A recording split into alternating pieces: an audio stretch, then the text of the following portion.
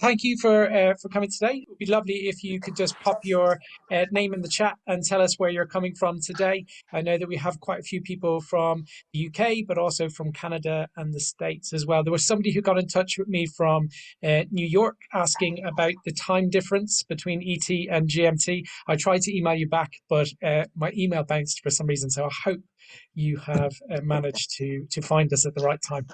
It's lovely to have you all here. We're joined with Dave Charlesworth, who is an artist, and Luke Jerram, also an artist. I'm not going to kind of muddle through and introduce them. They're here, and I would love them to introduce themselves. And they're going to tell us a little bit more about their practice in a couple of moments, but just a very brief introduction of who they are would be wonderful. If we start with yourself, Dave, that would be great. Yes, my name is Dave Charlesworth. I am some might say a polymath. I would say ADHD with an inability to say no. I am an artist. I'm BA and MA. I'm also a curator. I've been curating a gallery called South Kiosk for the past 8 years, and I've been curating independently prior to that as well. And I'm also a producer at an organization called Kitmapper that I founded in 2000, I'm going to say 15, because it doesn't really matter. Yeah, that's me. Thanks, Dave. So, yeah, my name is Luke Jerram, and I work as an artist in Bristol. But I work around the UK and around the world. I create permanent artworks and temporary artworks, some involving a high degree of public participation. And yeah, I've got a studio here with a couple of administrators and project managers, and but I build teams of collaborators to make things come into being. Wonderful. And for people who have maybe booked this session, who have seen it because they're a theatre maker and maybe don't know so much about public art, would you guys be able to kind of introduce the concept of what public art is? Yeah, go ahead, Dave. I might have to bow to the maestro. I think public art is many things. I think that kind of the most regularly encountered public art would be the town centre sculpture, like the thing that you'll be kind of sitting around, drinking beers as a kind of young teenager. No, not a young teenager, as a teenager, and you kind of go from there, really. Like, so it could be kind of large scale installations, which are kind of like a large bronze, for example. But then we can move into kind of like more curious type interventions and temporary things and small little provocations and challenges in space. And these so we can move quickly down from bronzes to something which is much more discreet and quieter and challenging. So there's a variety of different things that can kind of sit in this space, and they don't always have to be sculptural things as well. They could be, you could be moving into kind of sound and light and performance as well. So whilst we talk about all these things, they're not necessarily rooted in a physical object. I think that's kind of some of the things to think about. I'll let Luke's got probably a very good handle on this as well. No, that's very apt. I think that's very good. So I suppose for me, public art is any type of artwork that's outdoors, that's outside of a gallery or a theatre context. And so, yeah, I mean, making artwork outdoors comes with a whole load of the sort of parameters and restrictions and complexities. You've got to make things that deal with the weather, that deal with the public, artworks that can be temporary, can be permanent. But yeah, for me, there's a certain pleasure in doing artwork outdoors compared to in the sort of sterile location of a gallery, for instance. So yeah, it's hard to define it, but I'm not really interested necessarily in those definitions. But anyway, onwards. I think one of the things that is kind of like really, really defines it is actually the audience is very, very different.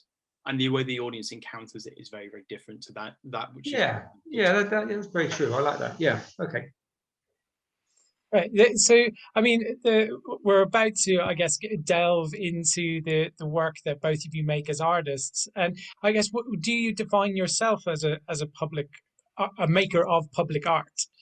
Or do you? I mean, Luke just said that maybe he's not that keen on the labels and the definitions. But do people find themselves in that category as makers of public art, as a category or genre? Yeah, I suppose I do. I tend to design artworks for different contexts, but sometimes you make an artwork and then it finds itself presented in different contexts. So I've made a replica moon artwork, and that seems to fit nicely into science festivals or light festivals or science museums. It goes inside, it goes outside. So you can kind of jump between the kind of contexts. I suppose, yeah, the nice thing about presenting artwork outdoors is that anyone can sort of stumble across it as they commute or on their way to school or whatever. And there's something nice about that. Whereas if you're making a piece of theatre for a theatre space, you know, you've got a journey towards it. You've made a concerted effort to buy a ticket and queue up and do this certain thing. Whereas there's something quite pleasurable about creating things outdoors where people can just randomly stumble across stuff. And sometimes the most interesting art doesn't look like art at all. You know, that's quite nice as well. So, you know, you might stumble across an artwork and then you say, is this an artwork? Is this some sort of performance artwork, or is this just some random weird occurrence within the city? So that's quite nice. Those barriers can be blurred quite a lot. So I'm going off on one.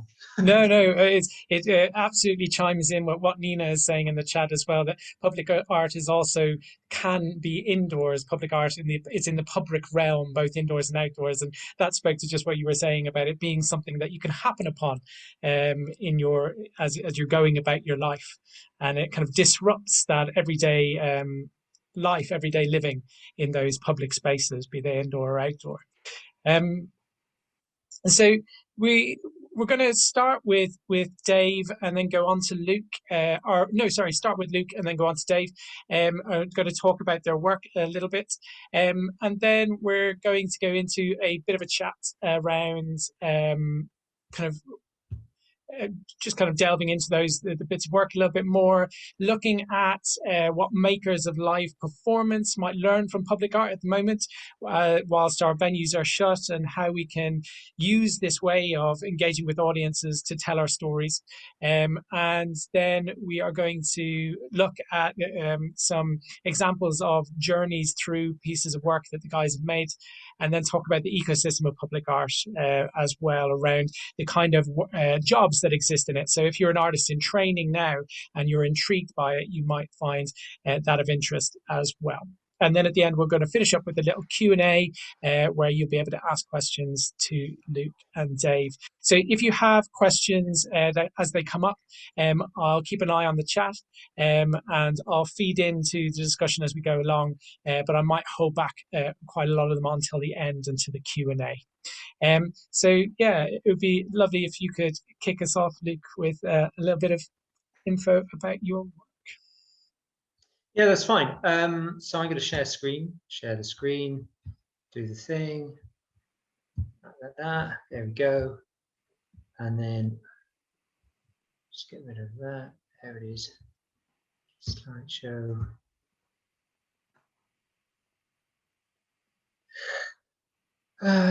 Start from the beginning. There we are. So yeah, based in Bristol. I've been making artwork now for about 25 years, something like that. I graduated in '97. A lot of the artwork I make, I had a place at university to do engineering, but I decided to do art instead. But a lot of the artwork I make still involves the combining of arts and science and engineering.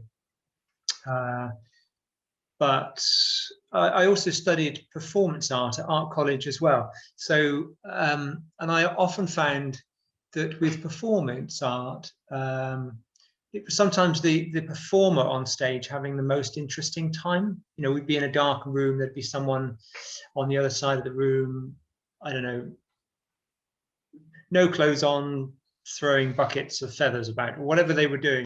But I thought, actually, they're having the most interesting time here. And so a lot of the artworks I've made that involve public participation often put the public at the center of things, but we'll come to that later. What I've got here is just a quick photograph of my engagement ring that I made for my wife, and it's got my voice etched onto the outside of it like a phonograph. So you can play this back on a miniature record player that I sort of made, and it's a 23-second long message. So that's how I proposed to my wife with this talking engagement ring. And for me, I suppose it sort of shows that there's a pleasure in working on a small scale, the idea of sort of hacking something and making something collaboratively. I work with a vinyl record manufacturer on this one to sort of make it work. But yeah, and there's certain pleasure in it, in its sort of analog nature. I've got a couple of slides here that sort of show the development of a project, and I thought that would be quite useful. I went to Iran a few years ago and was sort of inspired by the architecture there. And some of the architecture had these amazing acoustic properties, and I thought, wouldn't it be nice to try to create an artwork that would also have acoustic properties to it? And I made this dodgy little model out of straw and sand, with the idea that these tubes would hum and sing in the wind. And I was working then with Salford, their engineering department, and they wanted to promote the their research on acoustics, basically. And they were working with me to think about how I can help them promote their research in acoustics. And they paid me £1,000, and I made this little prototype of a model. And with that, I did some bad Photoshop mock-ups to show how this model might be created as a giant sort of domed sculpture. But we did some calculations and realized that we'd need like a mile of internally polished stainless steel tubing. It's going to cost about $1 million. So we didn't have that money. And so we did a bit of value engineering, and we kind of cut a wedge out of it. And all this was over about a period of 6 months to a year, something like this. And I was doing lots of tests and developing ideas about how I was going to create this artwork that would sing in the wind. And then some more Photoshop mock-ups. And that enabled the university then to go out fundraising to sort of find the money to help make this artwork happen. And in the end, yeah, I had to sort of project manage it myself, and work with sort of engineers and fabricators to build this thing. And yeah, the tubes are mirror lined on the inside, so it draws the landscape of light in. But they also have, occasionally they've got strings attached. You can't quite see them on this photograph, but there are strings going from the tops of the tubes down to the post. You can see there's a post on the far left. So there's lots of posts around it. And it's an Aeolian harp. So basically the strings are singing, and you can hear this musical instrument singing away. So at the same time as doing that, I'd also be managing other projects as well, trying to get things moving. And sometimes an arts festival might come to me and say, look, we've got this canal, we don't know what to do with it. We've got a festival coming up. It's going to be over a weekend. What can you do? We've got a budget, €4,000, for materials. So there's something quite nice about sort of coming up with creative solutions to a brief. And I quite like that, especially when I'm dealing with steel prices and the headache of trying to tour a 10-ton steel artwork around the country. So making something small and sort of fun and instantaneous, there's a certain pleasure in that. I'm known around the world for putting street pianos in cities for people to play. This is in New York. We've installed about 2,000 of them now in about 70 cities around the world. And the pianos act as blank canvases for the public's creativity. And I think that's the power of this project. It leaves space for other people to be creative and animate them. And now you see pianos in train stations and airports all around the world. So it's been copied. This idea has now become part of culture. So I'm quite pleased about that. It's I've done my part. It's the nature of the good idea is it will get copied over time. But yeah, I quite like leaving space for other people to be creative, whether they're musicians or because then you allow an art project to sort of reach its potential, I suppose, by putting it out there and allowing other people to sort of interact with it. This is in Sao Paulo. Got a big water slide down the middle of the high street. So for me, this is a bit of fun, but it's also kind of questioning the ownership of the city. And we had 96,000 people who applied to go on this giant water slide. It was only on for a day, and 60,000 people turned up to watch what happened. It was a lot of fun. A touring installation of a moon. So again, it's like a 7-meter diameter moon, all made of high resolution NASA imagery. And it has involved my use of my understanding of physics, I suppose. And I quite like collaborating with different fabricators and technicians and craftsmen, because you then have to learn the language and the techniques. And then you can kind of, once you understand what they're doing, you can then ask questions and push the boundaries of what they're capable of doing. My first moon artwork that I made, it popped on live television, and it was sort of helium filled. I didn't know anything about working with helium. But a lot of these artworks, they start off with failing, you know, things go wrong. And so how we deal with failure is really important. We can talk about that later.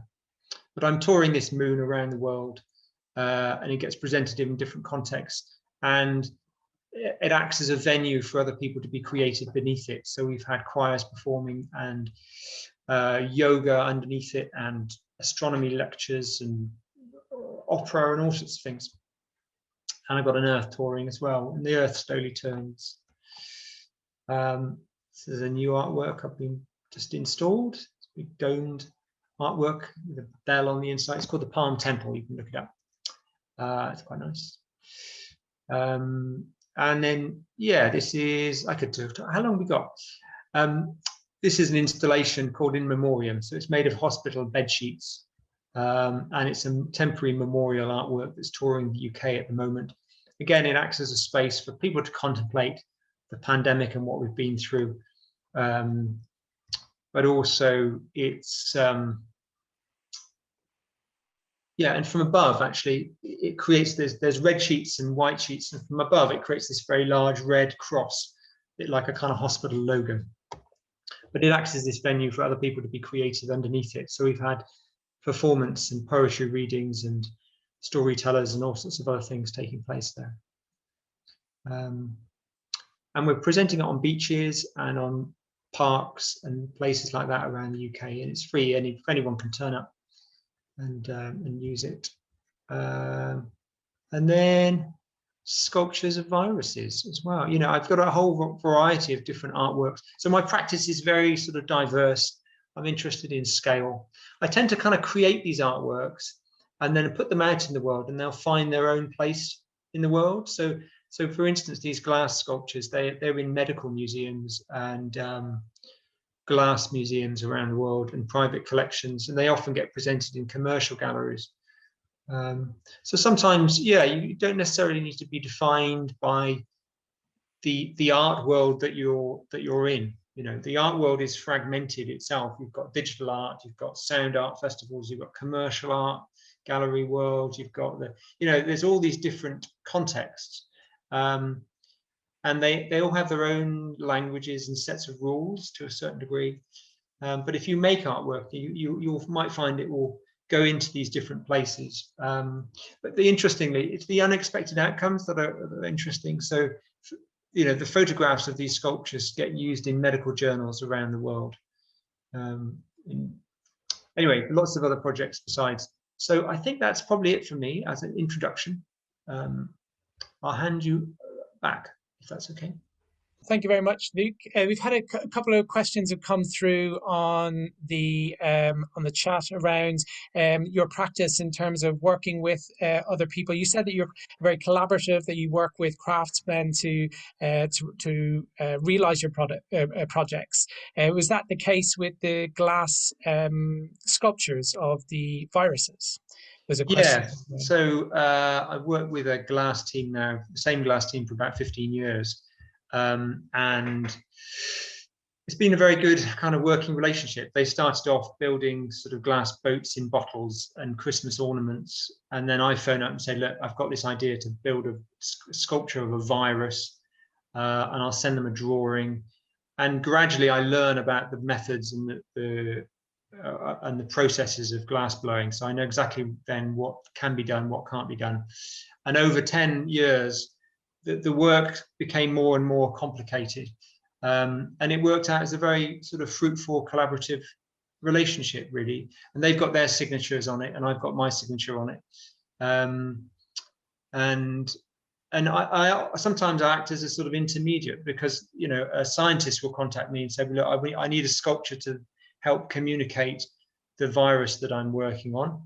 And so they'd send me medical images. I'd be able to convert those into diagrams for the glass blowers, and then, you know, get those signed off by the scientists. You know, it's quite an interesting process, and I enjoy it. You know, I also enjoy the entire spectrum of what my work is as an artist. I have to pitch, I have to plan, I have to come up with the ideas, I have to project manage, I have to document the artworks, I have to think about how an artwork will be toured, how presented, all those sorts of things. So being an artist doesn't involve just the making. There's all the other components that and other skills that you need, and I enjoy most of it. I was reading a bit about your career a couple of weeks ago, and I noticed that they've Flame Lab have got a Luke Jerram clause in there. So it's a public engagement award for the best public engagement engagement professionals in the country, and Luke won it. And subsequently, they put in a clause saying that artists weren't allowed to enter. Well, it was called Fame Lab, and it was they were looking for really good science communicators, basically. And I presented some of my projects that involved science, and I got through to the final. I didn't win it. I got through out of like 350 entrants around the country. I was in the top 5 or something like that. But yeah, they've since changed the rules so that no artist may apply, basically, because I think they wanted inspirational scientists to communicate with science, and you know, had an artist won, it could have made them look quite bad. So one of the things that I guess is interesting to touch upon there for makers of theatre who are thinking about telling stories within work, or work being kind of allegorical in some sense, it is the idea of an artwork communicating science. So there's a clear job there of the artwork to somehow open up a dialogue or open up a conversation around a certain subject. So what is that journey like? Or specifically, if you can tie it down to one project, maybe that's good. Yeah, I mean, within the science world, so scientists used to be able to just hide in their ivory towers, knock out the odd paper, and not really worry about communicating their work to the general public. And all that changed probably 20 or 30 years ago, when the government and policies have changed, so that now scientists are expected to be able to communicate their research to the public. Universities have to communicate their research to new students.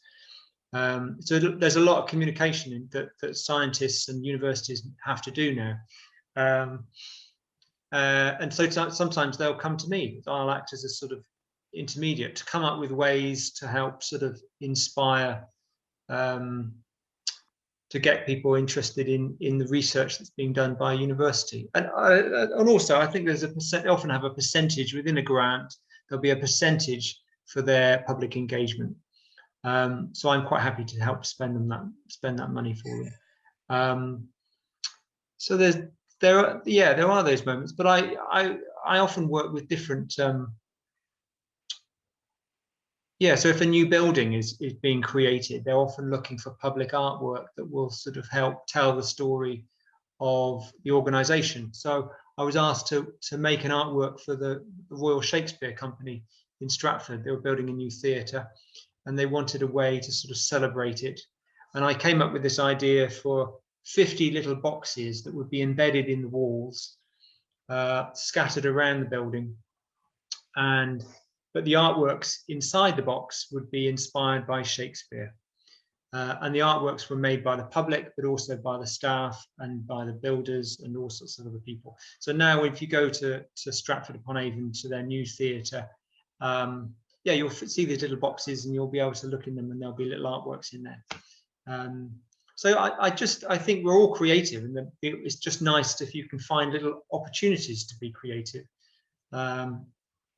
And yeah, and it's also about problem solving as well, isn't it? Coming up with solutions to other people's problems. Perfect. Thank you very much, Luke. That was brilliant. I'm sure that more questions will come in on the chat as we go through, and we can come back to those at the end as well. So handing over to Dave now for a little bit to talk us through some of his work. Perfect. Thanks, Barry. So I've given myself a bit of an introduction previously. I talked about my skills as a curator, artist, producer. What I've not really touched on particularly is my role as an educator.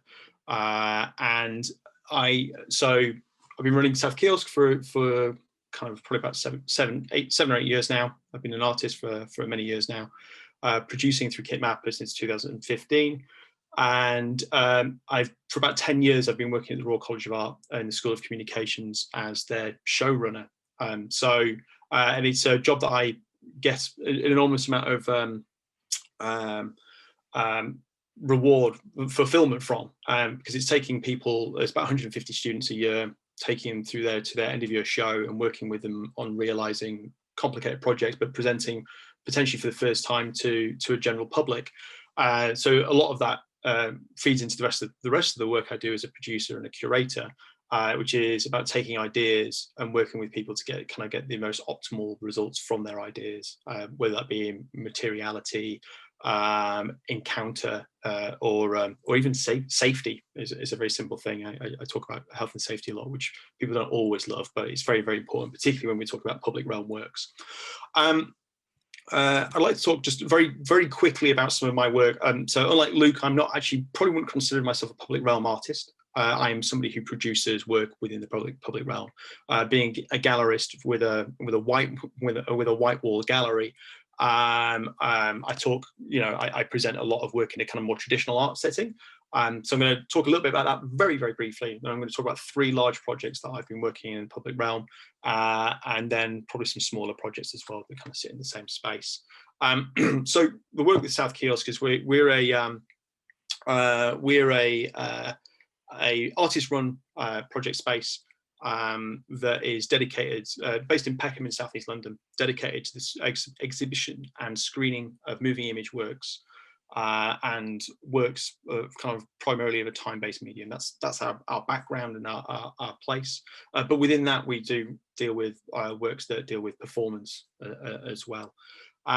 This image here is from Emma Charles's film White Mountain. The exhibition was actually called And the Earth Screamed Alive, and we worked with Emma very closely to realise the kind of the traditional format of a film, like something with a beginning, middle, and an end, a 20-minute documentary in 16mm film about the PNN data center in Sweden. It's a data center built in an old nuclear bunker, and it's a data center that's held the information for WikiLeaks and for Pirate Bay and things like that. So it's a space which is neutral and very political as a location. And Emma made a film out of this, and we worked with her to take this traditional film into an exploded version for an exhibition. So we worked with her to create a multi-channel installation with about 12 screens, taking different elements of the films, creating an exploded version, creating moments of pause and focus, and viewings of fragmented film. So that's kind of how we've worked with artists in the past, is to realize something slightly different from the material that they've already got. Through my work at Kitmapper, I work as a producer. Kitmapper provides production services for medium and large scale creative projects, as well as offering other discrete hire services such as dry hire from the equipment that we've built up around the gallery. Our client base features national and internationally known and renowned organizations, institutions, companies, and creatives, like from Boiler Room to MNC Saatchi to Somerset House Studios, and even through to kind of clothing brands such as Ferrucci. We've helped deliver physical installations and working through something from ideation to delivery. The work here is a piece called System by an artist called Gaika. He's an artist and musician. This is, we kind of worked with him on an idea. He said he wanted to produce a kind of a work that would be a sort of speculative sound machine, speculative time machine, exploring kind of the history and future of sound system culture. So we worked with him in delivering that. So coming from kind of from like loose drawings to kind of an actual physical object, incorporating 2 sound systems, hand-built kind of rubble and boulders, foliage, and projection and TV screens, thermal cameras, all kind of coming together to kind of expand this idea of surveillance, observation, time, and future. And we also included liaisons and engagements with communities through through BASS, which is like a community group for Notting Hill Carnival, but also to get hold of raw historical footage from Mass down in Trinidad. So there's kind of bringing together kind of different aspects of culture and history into one object became a really enthralling kind of process. We ended up pulling in 2 sound systems into this piece, one which actually used to belong to Eartha Kitt, who's a famous jazz musician, and actually the original Catwoman in the original kind of slightly camp Batman TV series, and also a sound system from my hometown in Huddersfield. But Gaika wanted this to be something that was publicly accessible as well. So the sound system was playable by members of the public. So you could turn up with a piece of your own music and play that whilst you're on your visit as well. So we could schedule people in to play their own music, experience it writ large on this kind of double sound system as part of this installation as well. So that's kind of my professional work. And this is not to say that what I'm about to talk about isn't professional, but this is personal.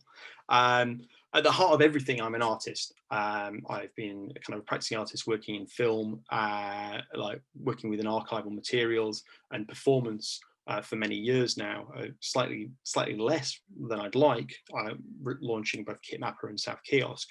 But this year I've come back to it, and lockdown gave me a rare opportunity to kind of get back into some of the things I'm interested in. I produced this thing called, my most recent project saw me produce a game called A Hand is Dealt. A Hand is Dealt is a world building card game designed for 2 players. Where after every game, participants collaborate to produce a new card. So during lockdown, I produced 9 cards, and I'm up to 50 cards now by playing the game with people. So every time you play a game, we generate a brand new card, and it gets illustrated and put back into the deck, which means that there's this kind of like long-term storytelling device, which is built entirely from public collaboration. It's largely delivered through through Zoom calls, but we actually managed to do a live exhibition of this work, actually at South Kiosk, which is the first time I've actually shown my own work at South Kiosk before, which was a strange honour in a very weird way. I've always steered clear of that. But we had an opportunity in October to do this in a kind of a COVID sensitive way, so not having too many members of the public in there and largely delivering it still online. The exhibition itself was filled with artworks that were produced by artists after participating in the game. So we had works in the space that were responses to the games that we played and the stories that we told. That's me, and I kind of wanted to give you a little bit of like what are the things that I do, and before I kind of launching into a conversation about some of the larger scale projects that I've been helping deliver in the last, it would be in the last 2 years these projects have come together. One of the things we struggle with some of the kind of things that I'm interested in is how they get documented or how they're encountered after the effect. So we're going to show 2 videos as part of this as well, and they're not very long, so please just bear with me. The first work I'd like to talk about is Manal Aldoayan's Now You See Me, Now You Don't. This was a work that was commissioned for Desert X in Saudi Arabia. This is Desert X is a festival that originated in Los Angeles, in like LA, in the desert areas around LA, and it then moved to the Alula region of Saudi Arabia in early 2020 for a one-off display. And we work with Manal on this project. So Manal is a multidisciplinary artist whose work navigates between personal and political. Much of her work interrogates the gender-biased customs that impact conditions of women in Saudi Arabia, which is her home country. Her work is kind of sensitive yet critical, bears a kind of critical witness to a cultural metamorphosis that is going through in the country at the minute. The kingdom is moving to more liberal policies towards women. There's other aspects of the politics there that are more difficult, but there is an element of kind of like liberalization around the treatment of women. But her work kind of seeks to kind of continue to kind of push kind of that agenda, to draw attention to it, and that has caused hers and her practice to have much kind of international kind of attention and critical acclaim. Climate change and irresponsible man-made practices has made water scarcity one of the most important issues facing Saudi Arabia today. The kind of the water table is so low. And Manal for this project took the humble kind of puddle, kind of a much overlooked facet of everyday life as a kind of starting point.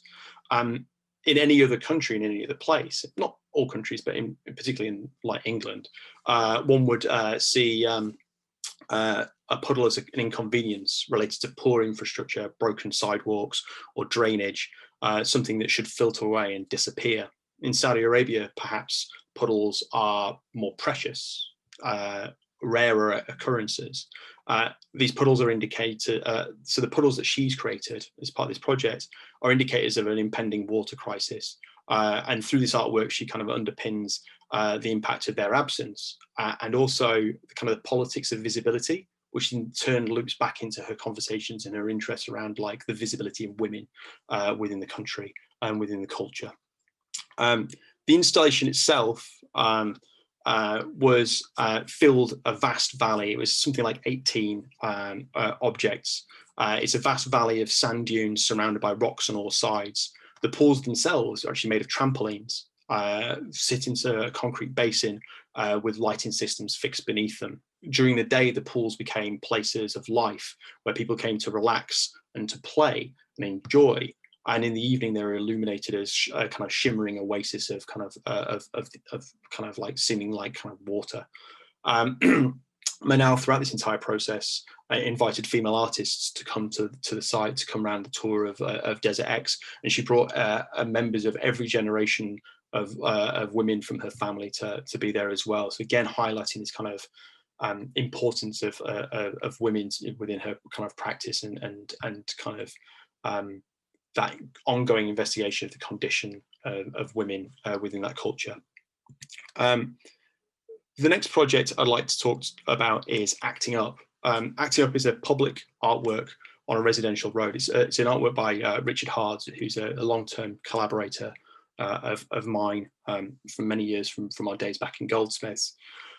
It's an artwork on a residential road where he's reprogrammed the street lighting to malfunction, to misbehave, and to perform for residents and passers-by.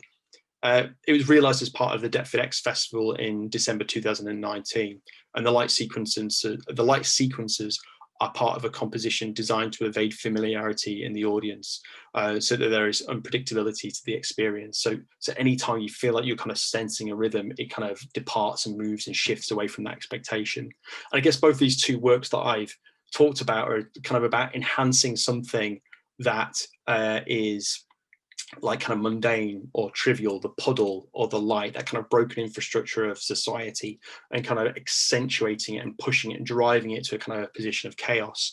By using the kind of the existing built environment, the artwork is accessible through kind of the public through their everyday activities. People passing by, whether it be walking or driving, would be encountering this work. Some will be informed, art-going members of the public, but others would just be people who are just coming to it by chance. The artwork also, I think, is a test of an engagement with local council, permissions and bureaucracy. Getting this over the line was a very difficult thing to do, because what we're asking them to do is to sanction something that seemed like they weren't doing their job. And that's a really big challenge in the way that kind of like local authorities think about how they deliver a quick win to, it's a quick loss to then turn on your kind of your lights to make them not functional anymore. So there's a lot of work that had to be done engaging with local public, with local residents, and also like navigating it through the kind of festival and sort of other arts organisations to get that over the line. That was a really important kind of part of the step. I'd like to just show you, if I may. Oh, interesting. What's going on here? I'd just like to show you the video documentation of this work. It's only about a minute long. So, as I said, there are a lot of the things that I'm interested in. It's very hard just with one photo to show kind of what the experience is.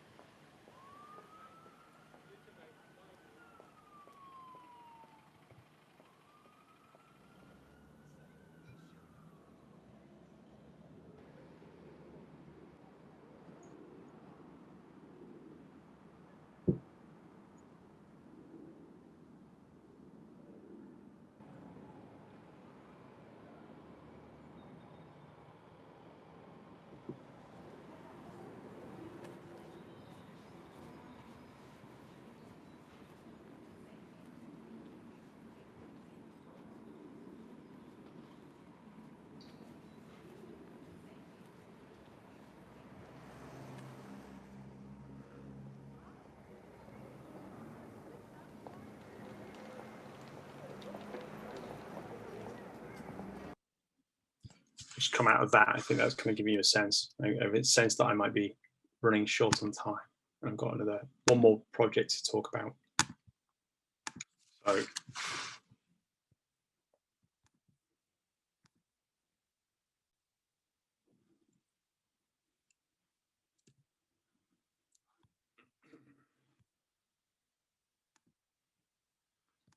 So the last piece I'd like to talk about is Living Symphonies. And it's yet another work that is difficult to explain the experience of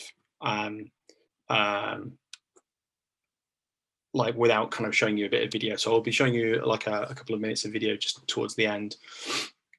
I've been a producer for Jones Bully for James and Dan since about 2012, working on projects such as Variable 4, Maelstrom, and Living Symphonies.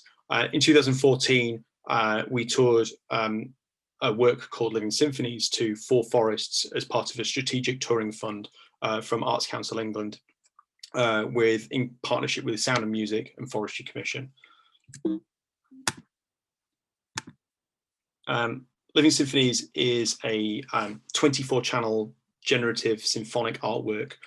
The work explores the busy space of an ecosystem of a selected woodland area. The whole experience is completely immersive, with a speaker system camouflaged in the underbrush and hidden high in the tree canopies. This makes for challenging documentation, as most of the images are people standing amongst trees looking wistful. And it kind of points to kind of some of the material that they kind of build around the show.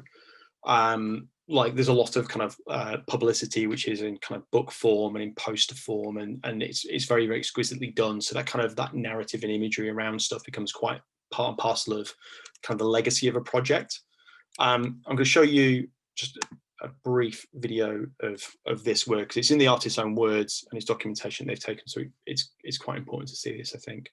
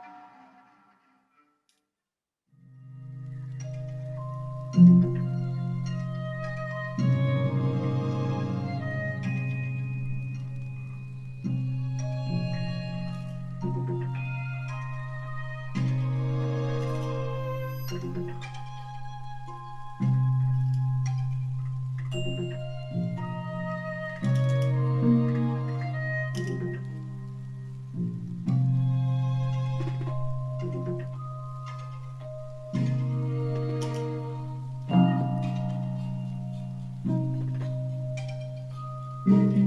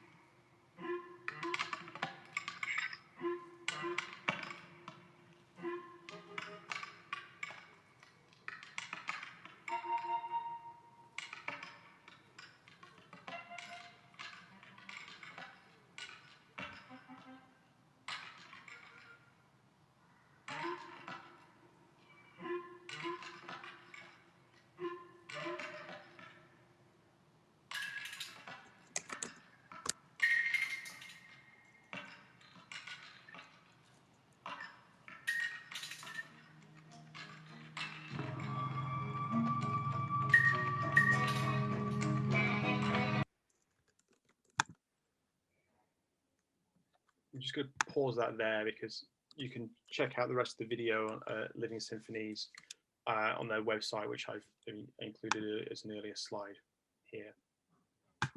It's a really great project. I love working on it. I'm very excited to be kind of we produced it last year. No, last year's a bit of a nothing big, wasn't it? The year before that for the Northern Forest Borough of Culture, as we did a brand new installation in Epping Forest as part of that. What I like about Living Symphonies is that it appeals to a lot of different audiences.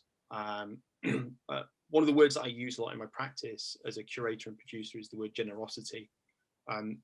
What ways you have, what ways you created for an audience to engage in a work. The best kind of generosity for me personally is when a work speaks wider than itself. It's not just talking about art for art's sake, but it also doesn't explain itself away.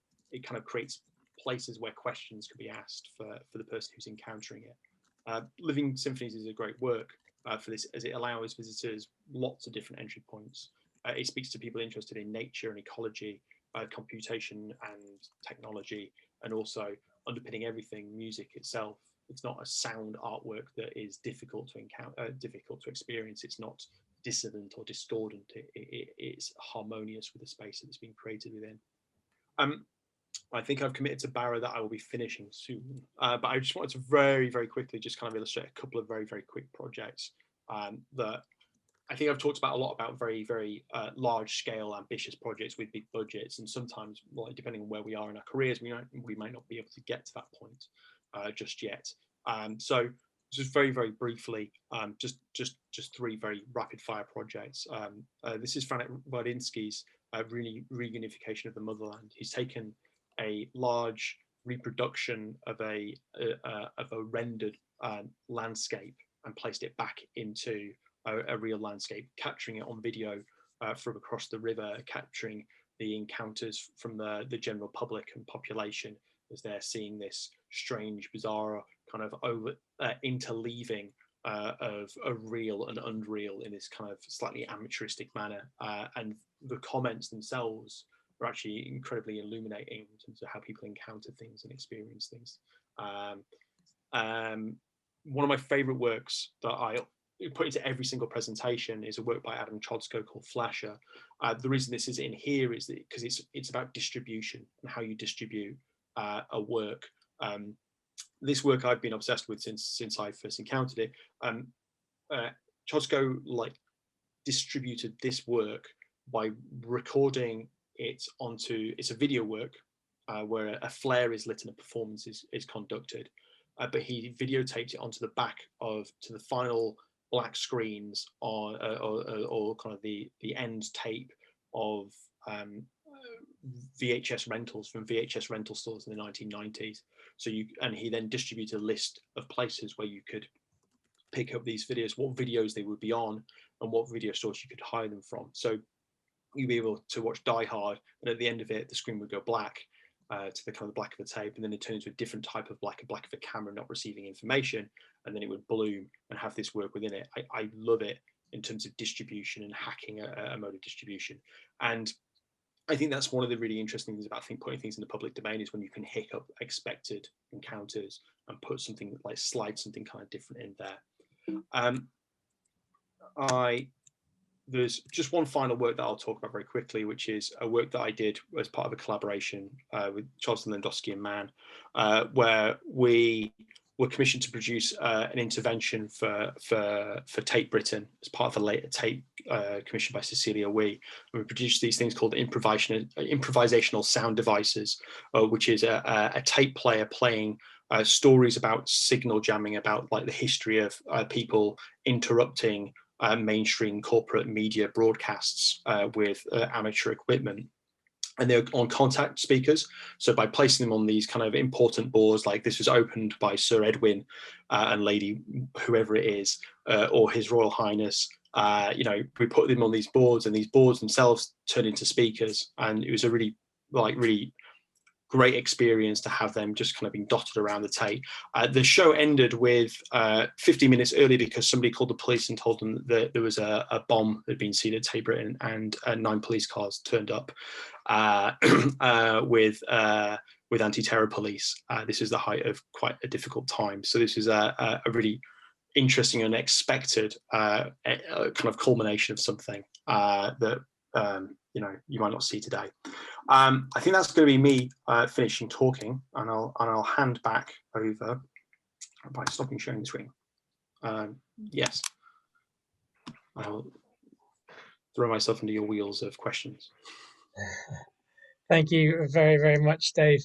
It was interesting that both yourself and Luke mentioned the idea of hacking as being a thing that really excited you or interested you in terms of creating work in the public realm. Could you maybe expand on that a little bit about what you mean by that? Yes, there is a danger that the word hacking used by somebody of my age with this much hair and glasses is possibly going to be an underappreciation of the term hacking. But I think there's something about taking an everyday experience and actually burying something within it. Like so the encounter is not necessarily it's not necessarily foregrounded as like this is a big artwork, but actually something that's kind of very, very surreptitiously kind of unexpected that can become. I think Richard Haas's work maybe kind of plays to that. It's something about producing the uncanny within a space, something that's kind of you know, difficult to explain or creates a sense of uncertainty and unease, and I quite like that. I think that there's an interesting challenge with that. I think the other thing about hacking is that maybe kind of when you taking over pre-established forms of communication within a space or existing structure within a space and utilizing it for your own kind of your own critical gains. So there is something about taking over something that's you know, road signs, like, you know, electronic road signs I've seen like utilized before in really interesting ways, and the kind of the term hacking immediately kind of indicates potentially like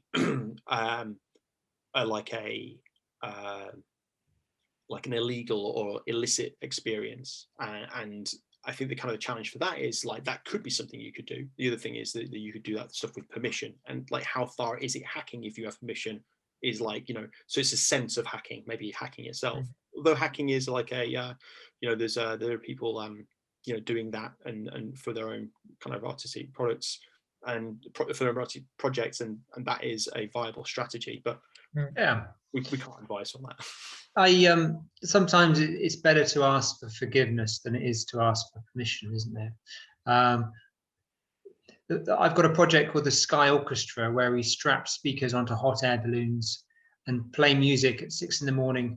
over people's houses. So we all take off at 6 a.m. with 7 hot air balloons, and then we fly over a city playing music into people's bedrooms. And then, yeah, we don't ask for permission initially to do that. We just sort of made it happen once in Bristol. But gradually, as the event got taken on by other festivals, you know, we flew for the RSC, we flew for over Birmingham, we flew for the Olympics. Suddenly you had to get more and more permissions in place, and it somehow you lose something about it's sort of the essence of the project. Yeah, and likewise, I floated a giant moon down the docks in Bristol a year or so ago, and I didn't want to get permissions from the city council to do it, so I said, look, we're just going to do an experiment. I just need, use of the docks for about an hour to do an experiment, and they seem happy with that. And gradually, you build up a sense of trust with the people around you, so they know you're not going to, set fire to things, or and so the city council were happy with that. So I didn't have to have a license or an event license to float my moon down the docks. And sometimes actually, if you had to put a piano on the street, you might need an event license for each location. And the rules of engagement for public space are quite interesting. If you put a piano outside someone's house or next to an extra shop, then it's within their ownership of that space. So you'd have to get permission from the shopkeeper. Whereas if you move it a meter out into the public domain and it's owned by the city council, then it's then a different set of requirements to get permission from the city council. So you can play with that as well, which is and it's often fun to think about exploring those edges of the limitations. But yeah, hacking is there's a lot of fun to be had with hacking, definitely, and hacking of space, hacking of permissions, hacking of materials. Anyway, I'll pass you back. There's a work by Hans Hacker that I really, really like, and I think about a lot when you're kind of dealing with institutions. And it was the Solomon R. Guggenheim Board of Trustees in 1974. He as part of an artwork in the museum, he hung a list of he hung their financial positions of all the trustees in the museum. He didn't tell them he was going to do it, and it exposed the fact that they're all slum landlords, like right, holding like kind of swathes of land, and charging huge amounts of money for poor quality housing. And so it became and it was a work that kind of pointed the gaze of the artwork back onto the trustee board.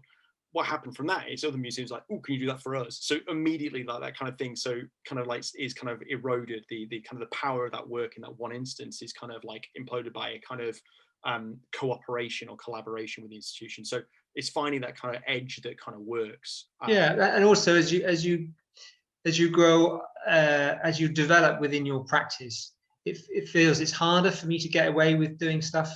Whereas if I've just graduated, there's a sort of sense that, yeah, I can kind of get away with it. I'm just a 20-year-old having a go, exploring the edges. Whereas, now I've got to make sure I've got my public liability insurance in place and my, employer's liability. It's all, the fun is taken away from it a little bit. Yeah, and I think that it's all about knowing your kind of boundaries, as a practitioner, what am I doing that's going to be putting myself and other people at risk, and probably not making stuff now that you can necessarily. When I did the big water slide down the middle of the high street, I only got final sign off from the city council to do that about 2 hours beforehand. Oh God! And it took about 6 months of planning, something like that. And legally, I was responsible for everything within the strip, and then outside of that, the city council was then legally responsible for what was going on in there. But yeah, there was a lot of, and I had to take full legal responsibility for the event as well. So in terms of the risk assessments and method statements, but in some ways it worked very well because the city council insisted I did a test.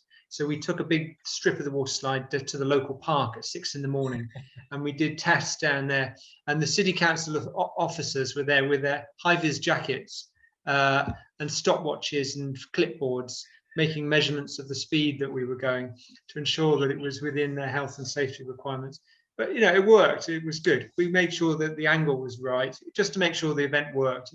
It all worked out. But bureaucracy and rules and limitations sometimes are there for a reason, sometimes they're not, and you have to sort of pick and choose and play the game. You have to put on different hats and be the responsible one at certain times, and then other times you have to be the rule breaker.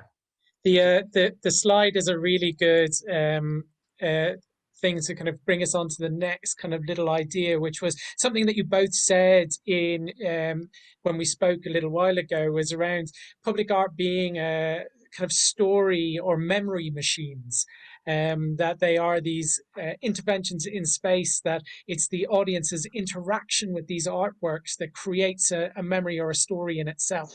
And I'd love to for you guys to talk a little bit more about that. Lovely. I mean, just going on to the slide, yeah. So without the public, it would have just been a strip of plastic and some water on a street. It was animated. It became what it was because of the presence of the public. And lots of the artworks I do, they're like that. They've become complete with the presence of the public and the way that the public animate them. And yeah, a lot of the time, you could say that permanent artwork doesn't really exist.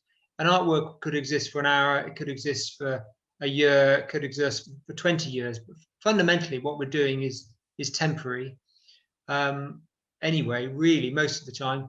And then, but also, you know, when you go into a gallery, you have an experience, light hitting an object and coming back into your eyeball, and you leave at the end of the day with a set of memories. So really, as an artist, I like to think that my job is to create a set of memories within the public, because fundamentally, whether you're making stuff out of glass or steel or theatre or singing or whatever, you know, you're creating a set of memories for the public, and our job is to sort of sculpt that and help shape it and point people in the right direction in terms of the interpretation. So that's the way I think about that. Over to you, Dave. I agree. I think there's something about like kind of you know, I'm going to kind of like, I kind of want to say something like psychic resonance. It's like about a space absorbing joy or an experience or an encounter, and it's not necessarily, I don't necessarily think that that's like, you know, but there's something about a kind of a community experiencing something together. And that existing like as threads of conversations, of stories, of encounters of a day that kind of like leak for long terms into society. And I think if culture can do that and create kind of long-term kind of points of engagement between people, whether they're people who are familiar with themselves, with one another, or strangers, I think that's a really rich and powerful place to be. And I do think that those encounters are best delivered in the public realm rather than in a gallery space where you turn up with your mate and you kind of go doing a gallery day. There's something about those things that kind of speak more widely, and it is because the general public is different, and there's a really rich opportunity to have an engagement with people who, for one reason or another, might not encounter art every day, or people who this is their preferred way to encounter kind of artworks.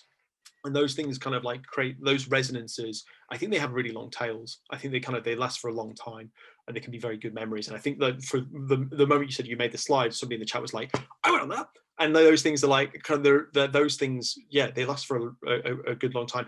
I have a little question from Olivia about acting up, and I just want to address it real quick.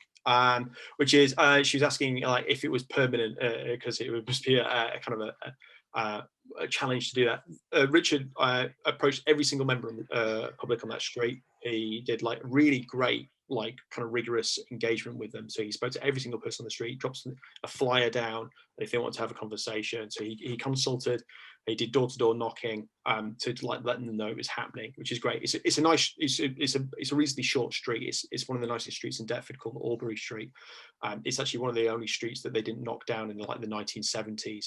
Because they said they were slums and now they're worth millions. They're gorgeous houses that working class people used to live in. Yeah. It's interesting about that space. The history of our streets it was about that street.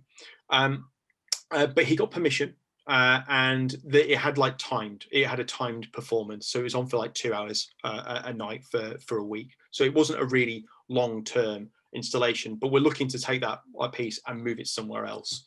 And it can be adapted to any other street light as well. So it's ready to go as a kind of package. So we're like looking to find the next place that'll be, and hopefully it'll be a longer term kind of installation, something that'll be there, you know, semi-permanently would be ideal, that over like one day a week it does, or one night a week, or like once a night it performs. And I think that's going to be a really rich experience once that's out there as a permanent work. So So I was wondering whether with makers of live performance at the moment who have found their usual way of making work and communicating with their audience uh, being disrupted, and venues being closed, I guess is there a space for theatre makers within the public art realm?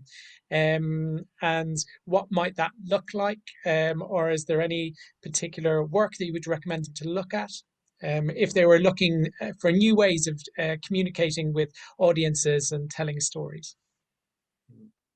I think we're in. So I've got a number of artworks that I've been presenting, and several were presented last year. And arts organisations, they contacted me and said, "Oh, can you that project you did involving bikes that delivered music to people's houses? It's called the Lullaby, and we strap little speakers onto bikes and deliver a lullaby to all the children in their homes." And that project seemed to work for people who were really locked away, hiding, particularly in their houses during the lockdown. And likewise, the Sky Orchestra kind of worked in that way. So if you can't go to the theatre, if you're not allowed to congregate, you can say, okay, well, that's fine. We have to think of a new way to deliver an artistic experience to people's houses. So yeah, you can. There are kind of creative solutions to all these things. And likewise, the my In Memoriam project, this big array of flags, that's quite interesting because it's a park, everyone's going into a park that has some flags in. So you can come at it from multiple entrances, and it needs windy parks and windy locations for it to work. So there's some artworks that are just sort of COVID friendly. And at the moment it's been, I'm planning artworks for 6 months time, and we're looking at kind of COVID levels, and arts festivals are saying, well, okay, in 6 months time we should be able to do this, but we're thinking we can present artworks outdoors in the summertime, but we're thinking probably not necessarily indoors, or if we are going to present them indoors, then we're going to have a limited audience capacity. And so then that affects the finances of the organization if they're paying a couple of quid. People are paying to get in. So there's a lot of it's like a game of chess, and it's about predicting the future to a certain degree. And being able to adapt is really important. And In Memoriam is quite a good example. I was in terms of something that has a very kind of understandable building blocks for a theatre maker. It has this sense of being wanting to celebrate or to remember those. Either the NHS during this time, or maybe the people that we've lost to COVID. So there's this kind of story that it's telling, and it's got this place that people can journey through, but it's also got this musical soundtrack. So it has all the building blocks that they might use in a theatre production to tell a story, but it's about building a place or a space for those things to come together in a different way, perhaps. Yeah, that's exactly it. I also think about the artworks that I make in terms of their practicalities. So the moon that I tore, it goes into a little crate. In fact, I can take you and show you one. It goes into a very small little crate. This is my studio here in Bristol. I've got a kind of mezzanine unit. But yeah, down here is a studio full of old artworks and new artworks and bits and pieces on the go. But yes, an entire 7-meter moon fits in one of these crates. So I can ship that anywhere in the UK for about 200 quid with TNT. So thinking about touring artworks, the legacy of an artwork, where it's going to go, how it's going to be, its final resting place, whether it's going to be given away or recycled, or all those things have to be considered as well. And I try to consider them at the beginning of the creation and the development of an artwork. I'm dealing with Brexit at the moment, which is a bit of a nightmare. We don't have to get into that. I think for me, like there's definitely an opportunity to every project that I'm looking at the minute, I'm looking at an outdoor component, because who knows when like it's going to be viable for us to kind of deliver safe publicly accessible gallery stuff for me personally. So how am I using the exterior of my space and things like that becomes very important all of a sudden. When it comes to like the kind of the cross collaboration between like, you know, like visual arts and theatre and things like that, I look at something like Janet Cardiff as being a really great example of how you do something in the public realm, which is kind of creates an encounter and makes good use of the city as a canvas. Janet Cardiff, if some of you will be familiar with, other people might not encounter her work before, she makes these kind of elaborate stories that take place over entire like towns and cities, and you're on a walking tour. And like originally she used to do it with like headphones. You used to have like a kind of an audio walking experience that would overlap with the space that you're in. And the most recent thing I experienced at the kind of Edinburgh Festival on the Fringe, like about like 2-3 years ago, was actually, it was on a device that you'd look at. You could put it on your own phone if you if you were to do it, you know, by yourselves and not with the kind of the infrastructure that she had. But it was just a walking tour that would like somebody would be telling you where to go up the stairs, to kind of walk this way. It involved, but the video footage that you're seeing was overlapping with the reality that you were living in, and you were seeing these, you know, there were actors involved, there's sound production involved, there's lighting involved, there's a whole host of really interesting kind of moments that were being produced as part of that, as part of like maybe it was like filmed, but it allowed for. But producing something like that has the economy that I think Luke was talking to. Like you could do something which is live, but you're there day in, day out for a period of time. And that's, you know, a challenging thing to kind of uphold from a quality point of view, but also from like a financial point of view, a sense point of view. So how do you create something which kind of exists as theatre, but in the space over a long period of time? And actually, maybe it's something that could that can sit on a handset and can be walked around. It employs all of this kind of skills you got, but it's something that people encounter time and again. And from my background as a performance artist, early in my career, I was making performances week in, week out for new spaces. So if I got a new commission, I'd go and make something new. I go up the country and I performed to like 20 people, and they'd never seen the old stuff. And I was making new stuff every week, and I was burning myself out real quick. So it's about that kind of, so as much as like material resource is like important, actually an economy around how you treat your own personal resources is also important as well. Thinking about how you can use and reuse material that you created, or like, you know, or your performances is also really important. So thinking about distributing in a digital sense within a public realm, that's a really interesting space to be, I think. Perfect. Thank you very much, Dave. And there's one little thing that I just wanted to kind of touch on before we start to take some questions, and then we're going to wrap up at 5:30. But it was just around the question of the ecosystem of public art. So we've focused quite a lot on if theatre makers are looking at kind of making public art. But there's also, when we spoke, Luke, you mentioned that, you know, there's quite a lot of jobs, skill-based stuff, technicians, riggers, lighting design that is involved in this sector of outdoor arts or public art. So, yeah, if you'd be able to talk a little bit about the opportunity. Yeah, I suppose there will be work coming up this winter in all the light festivals there are around the UK, I suppose. And yeah, any outdoor event or gig will need technicians and riggers and all those amazing skills, lighting companies involved. So there's work out there, you know, but it is obviously an incredibly difficult time for people in that industry at the moment. But yeah, there are opportunities out there.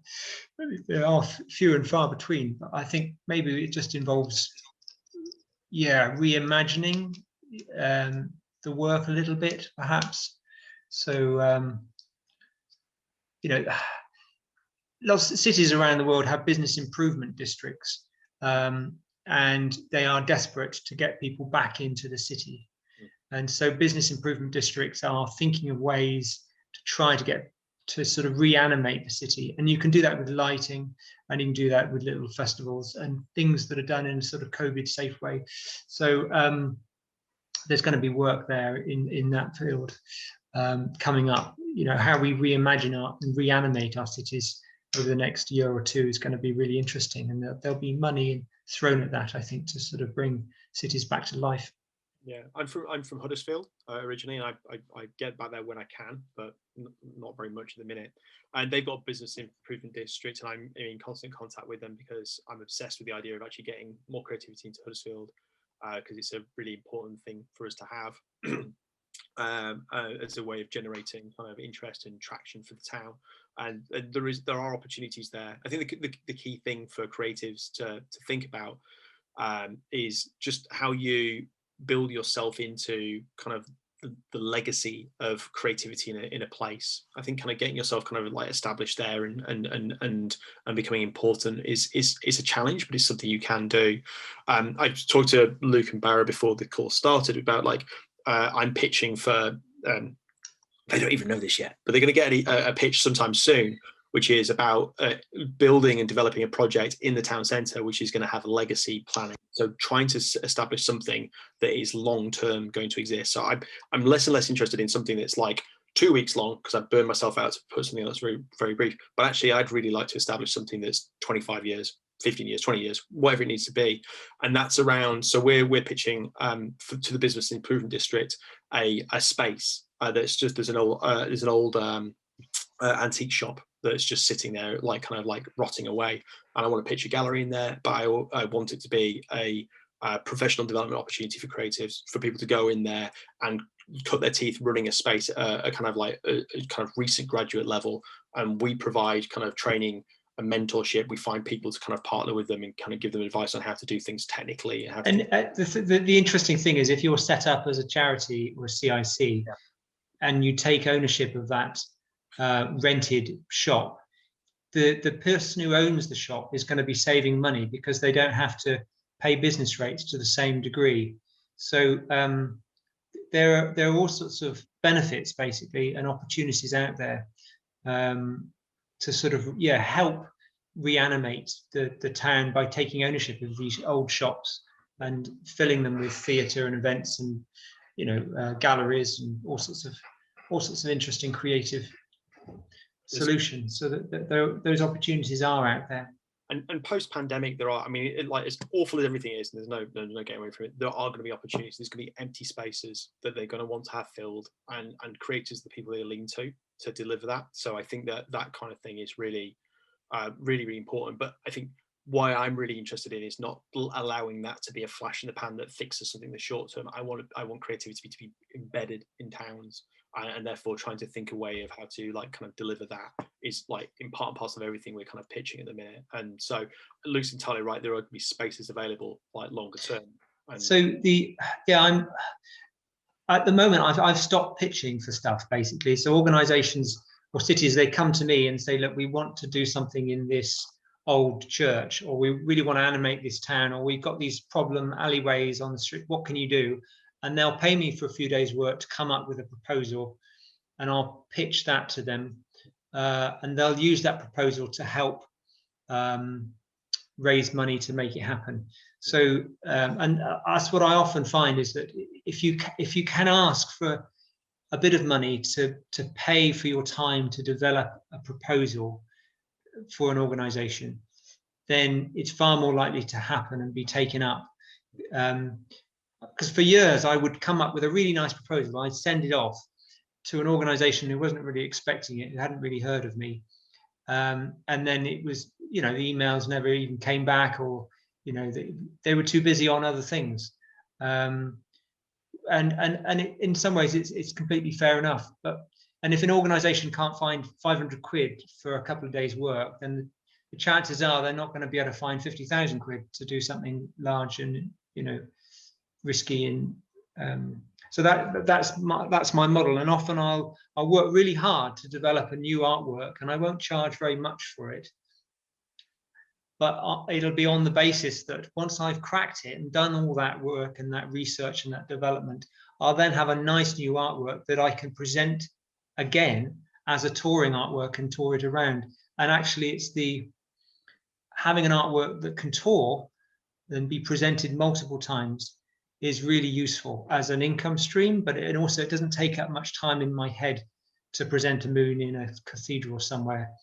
and I can sort of delegate that to one of my team to deal with, to allow me to come up with the new project. And that's almost like the same model they have in theatre, isn't it, really, when you're touring a theatre, an artwork around, or a theatre piece around. And it's a very useful model. Whereas, yeah, reinventing yourself every time for every commission and for every pitch is exhausting. It's yeah, you can't really carry on with that continually. It's interesting. There's different models basically of how to survive in the world. Thank you. There's a couple of little questions. I just want to quickly go to the questions from the guys. I just quickly wanted to go to Roz. Roz, if you were able to unmute and just tell us a little bit about your banknote project. It sounds fascinating and really kind of connected back to some of the conversations we were having as part of this session.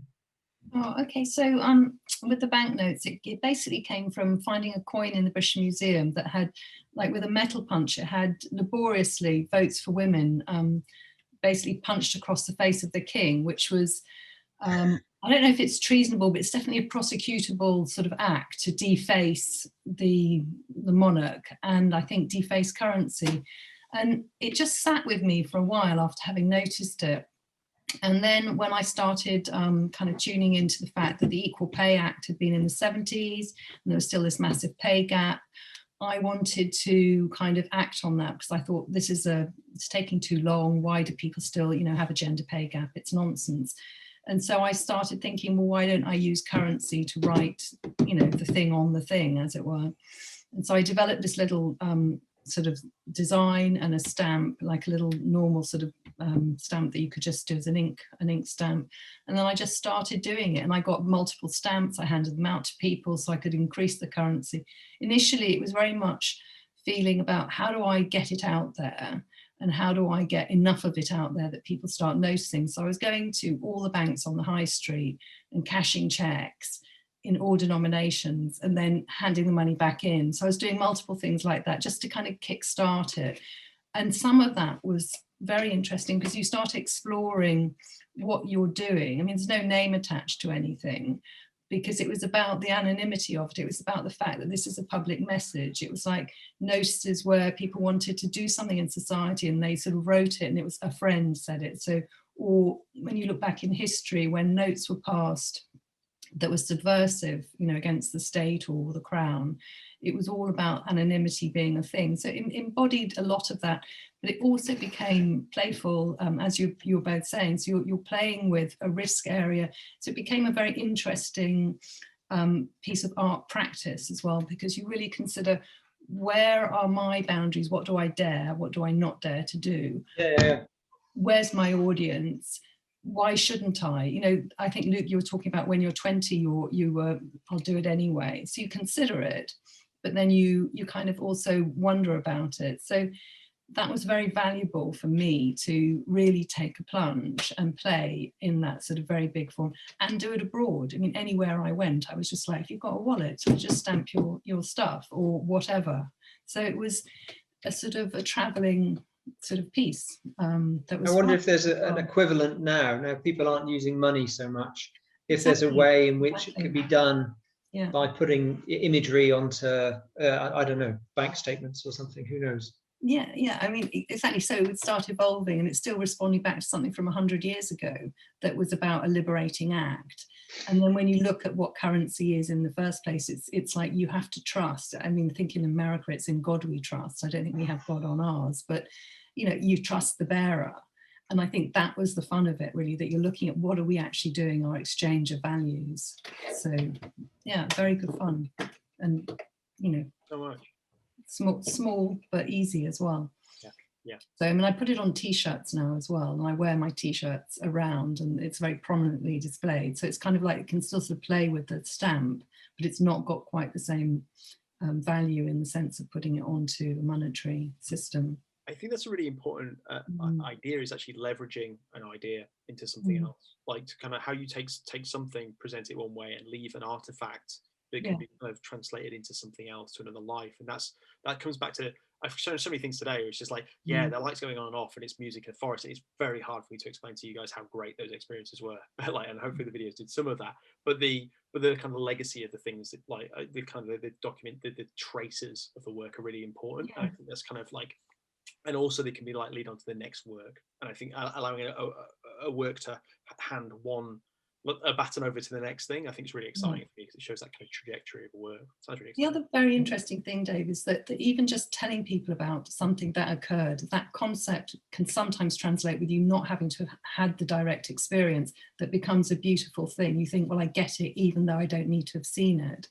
And I think that's a really strong piece of public work as well. And that where you were talking about the resonance within the body. I mean, if you hear live music and recorded music, you know that your cells are filled in live music in a different way. You know that has a very different repository within your sense of self and your person. So yeah, they were really just very insightful comments from you both.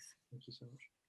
Thank you very much. There was one other question just to touch on really quickly was, and then I'll come back to Dave.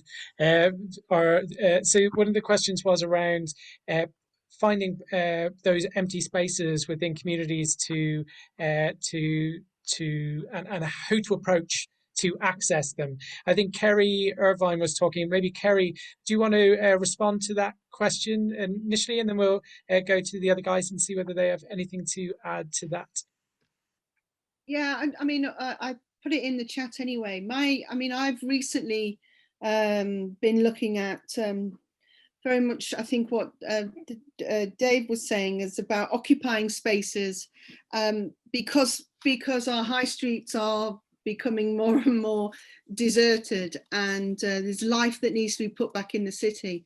And as a producer with quite a lot of content, because of working with a lot of students at Bath University, then that's what I have, and it's I can populate that in whether that's installations or with people. Obviously you have to be COVID safe at this moment. So we're approaching certainly the council, because for us, the council are the people who usually are running any of those high streets in terms of the rental, I think in terms of business rates as well.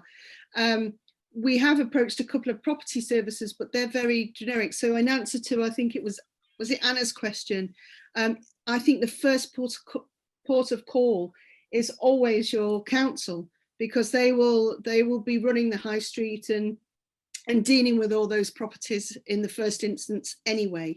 There's also there's the business improvement district. So a high street will be there's a business improvement district where each of those shop owners will put in a percentage of money, and that will help animate the street and do interesting things on that street.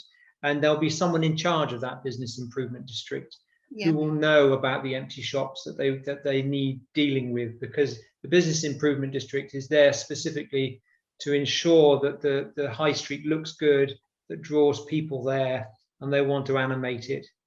So it is worth speaking with them as well, which might be, in some ways, it's more targeted and more local. If you know that this particular street has got 4 empty shops and we want one of them. Yeah, I mean, I've put in the chat as well. I mean, certainly local to me is Bath Bid. They deal with it. Again, it's exactly how you say, business are putting bits of money in, and that organisation is looking after it. One of the main things is they're very open for creatives to come and occupy those spaces, because they want footfall, they want it to be livened, because that's what's going to bring people to those businesses. So it's actually they're even have small pots of money that they're willing to give to help generate that. But if you're set up as a charity, you'll actually be saving them money, because they won't have to pay business rates as well. Absolutely, yeah. Just to introduce Kerry as well, I should have said that Kerry is the producer of Bath Spa Productions, who are our partner on these events. So we are working together to do them. So Kerry, thank you very, very much for all your work on these events as well. Yes, thanks, Kerry. Yeah, that's really insightful from Kerry and Luke. That's exactly like how I would approach it. There are two other projects that I've done, like more. There's probably 3 very quick examples to kind of show what kind of scale you can get up to with empty spaces. So people pay their business rates on square footage, and therefore actually a shop space is great, but if you're looking at something real big, like an empty warehouse, there used to be a project called Departure Foundation, who used to do stuff in London, and they got us a 32,000 square foot warehouse in Southall for projects over a period of time. So that's a ginormous space. And then my studio, I then had a studio with them in Canary Wharf for a period of time, because there's an empty space in Canary Wharf, like right in the center, like just on the water. It was like crazy. So there was, so you can look at shops, but also there are opportunities to look at other types of buildings that might actually kind of fit a different type of bill. Some of them have lots of different kind of peculiarities. The other thing that I did is I also ran a studio for about 100 artists. I turned very old that year. But it was, we had 7 floors of a primary care trust building. So it's an old council NHS collab building that they were moving out of. And we had 2 galleries, a project space, we had studio space for 100 artists, and we were running it as a collective out of that. There are lots of things we learned from that, some good, some bad, but it was a great experience. And that building we got for free. And that's, again, on the back of that same type of experience, which is, like looking as a charity, taking over spaces. So it doesn't need to be small spaces. You can look at big stuff as well. Similarly, I think Outpost Gallery took over a large office building, an old post office building in Norwich, and they ran it for 100 artists as well. So there's big scale projects that are possibly deliverable, and we might still be in a window with COVID. A lot of those buildings getting knocked down and moved on to be developed to other things. I think that's slowed down now a little bit. So there's still a bit of an opportunity. And I did a similar thing in Huddersfield 2 years ago. I actually took over a shop space for 3 exhibitions over a summer period. And that was working. I didn't go through the council. I got the support of the creative department in the council. So they were writing letters of kind of support, but actually going directly to property surveyors and to kind of letting agencies. And that worked out really well for me. I built a good relationship with them, and it's allowed me to kind of spin out new projects in those spaces. So the hazard with councils is they can be quite slow. If they've got a creative department, they'll get it, and that's really, really good.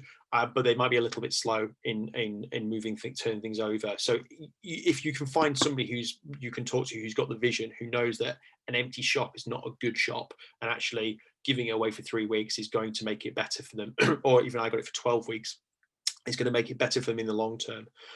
Artists inevitably go into these spaces and make them better. They don't wreck places, and upselling that opportunity for an artist to improve a space is actually really important. Barry, there was one question that we've not answered that was in the chat, which is really important, which is, I believe it was the elephant in the room. It was Hannah Drake's question, like, how do you pay for these projects? Because that's the big question, I think. And I can, from my point of view, what I'm doing right now as an organisation, like I'm London based, I'm event based.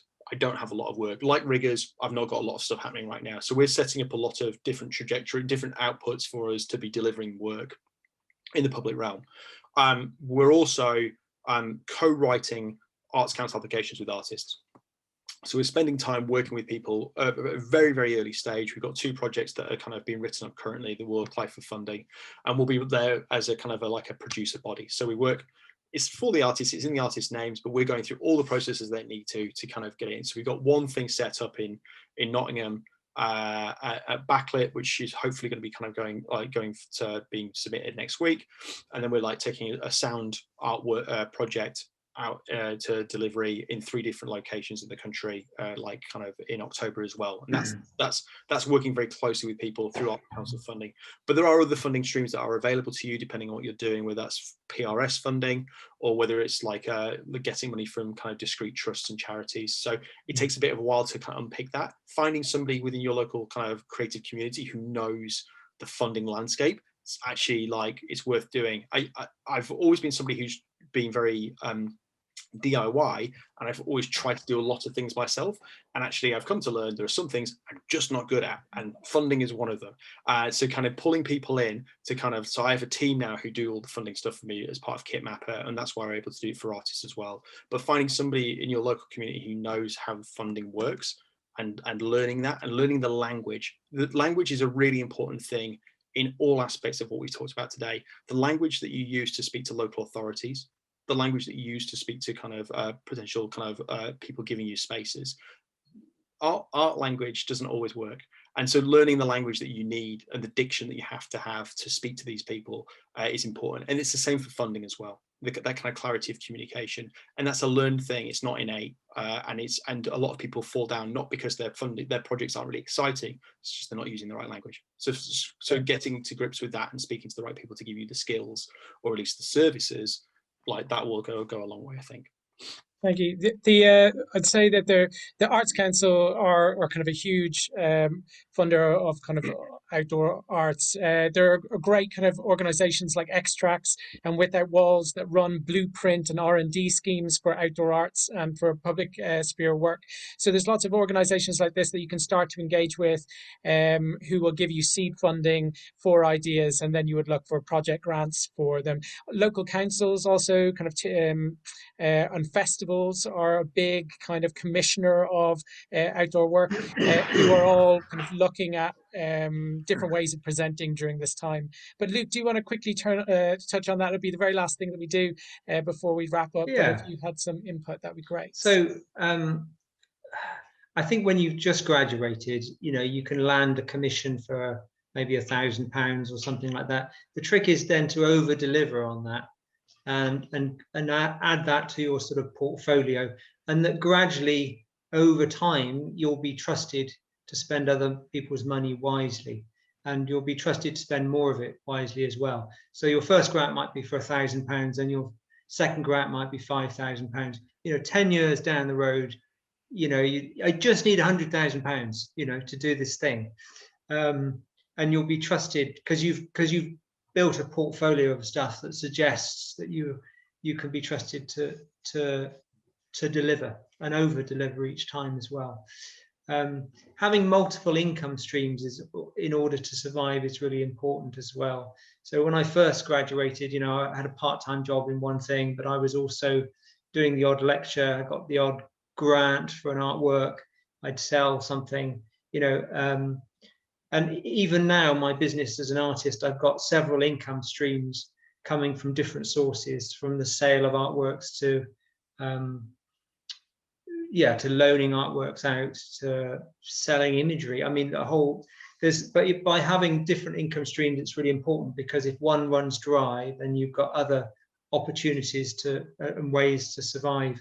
And equally, if I was to try and make a living as an artist in Bristol, I'd be really stuffed. So you have to think nationally and internationally as well.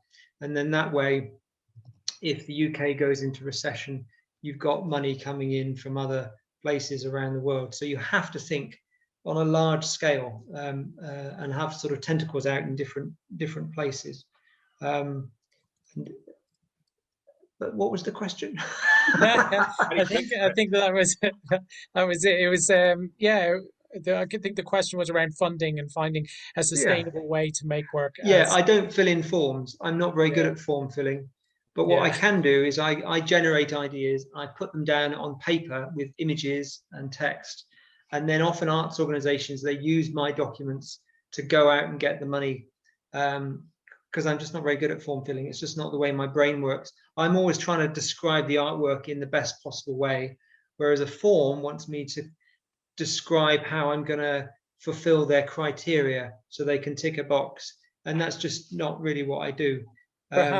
Perhaps we need a session with some brilliant producers on how to bring these projects to fruition. I know that Kerry.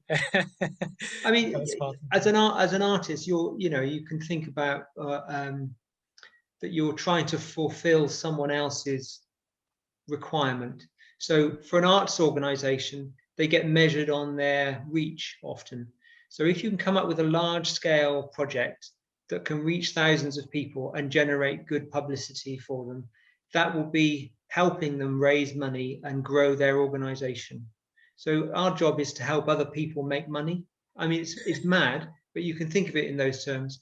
Or you can think of it as our job is to help other people fulfill their requirements as an organization to serve their community and deliver artistic, so there's different ways you can think about it. Thank you very much for today, Luke and Dave. That was all absolutely brilliant. There's loads of really lovely feedback coming through in the chat. So thank you so much for spending your time with us today. You'll find in the chat as well, there's a link to a feedback form. Please do provide us feedback. It has a real impact on the future sessions that we program and how we do things. So if you could do that, it would take just a couple of minutes. Some sessions that we have coming up. Next week, we have Arduino for Artists with Nye Thompson, who's an amazing visual artist, and Michele Panagrossi, who's a creative technologist who's done some absolutely amazing work with people like Punch Drunk and with amazing dance companies creating exoskeletons with Arduino. So please do sign up for that. The weekend after, or the week after, we're doing a session on live performance in VR, looking at the open source free digital platform Mozilla Hubs and how we can be making work in that, but also using it as social spaces to screen our performances also. So all of that can be found on neverthere.xyz. Again, all these sessions are done in partnership with BASPA Productions at BASPA University. So a huge thank you to them and their support. Without them, this wouldn't be possible at all. So a big shout out to Kerry and the team for all their support and help. But thank you so much for coming today, and hopefully see you at the next one. Bye bye, everyone. Thank you. Bye now. Thanks a lot.